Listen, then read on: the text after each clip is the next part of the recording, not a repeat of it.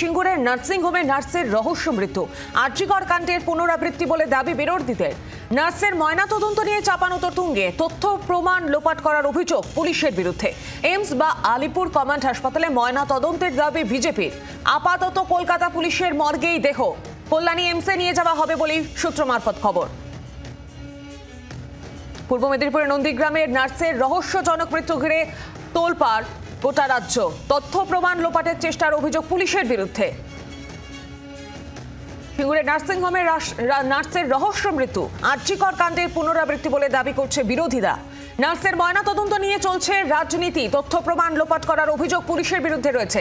আর AIIMS বা Alipur command হাসপাতালে ময়নাতদন্তের দাবি জানাচ্ছে বিজেপি।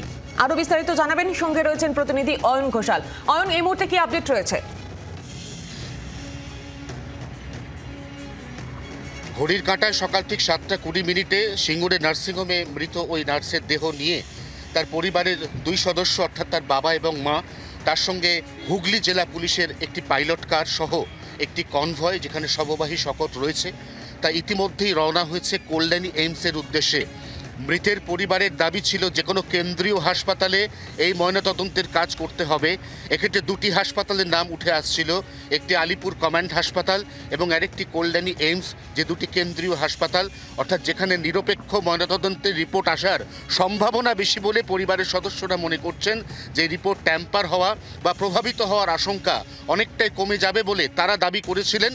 এই দাবি নিয়ে বিস্তর টালবাহানা শুরু হয়।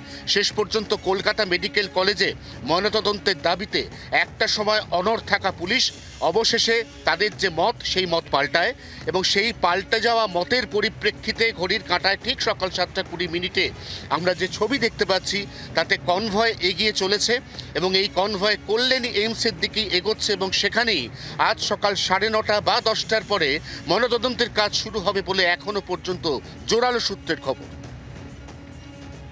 ধন্যবাদ অয়ন। বাবার কি অভিযোগ শুনুন। লজ্জাজনক, লজ্জাজনক। লাশ নিয়ে রাজনীতি এটা ভাবছিলাম না, যে লজ্জাজনক। এটা তো পাশে থাকার লড়াই, পাশে থেকে উভয় যদি লড়াই করে, আমরা তো আমাদের লাশটাও আমরা ঠিক মতন পেতে পারছি না ওনাদের বিতর্কের জন্য। আমরা তো চাইছি, যেমনটা চাইছি তেমনটা করেছি, আমরা তো পিছপা হইনি। পাশে থেকে লড়াই করবে, কি চাইছেন? আমরা যা চাওয়ার ওখানে বলে দিচ্ছি, লিখিত দিয়ে দিচ্ছি, আমরা সেই জায়গায় যাচ্ছি। তথ্য প্রমাণ লোপাট করার অভিযোগ রয়েছে পুলিশের বিরুদ্ধে। পুলিশ কি বলছেন শুনুন। আমি মা বাবার সাথে কথা বলেছি, ওনারা বলেছেন যে ওনারা আজকে রাতে সম্ভবত কলকাতায় থাকতে চান এবং কালকে সকালে ওনারা এখান থেকে ওনাদের পছন্দের যে হসপিটাল আছে সেখানে গিয়ে পোস্টমর্টম করাতে চান। এটা ওনাদের সিদ্ধান্ত।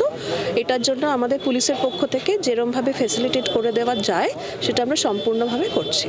আমরা প্রেয়ার দিয়ে দিচ্ছি জুডিশিয়াল ম্যাজিস্ট্রেটকে, কোর্ট থেকে যেটা ডিসিশন নেবে সেটা আমরা ওখানে ফেসিলিটেট করে দেবো।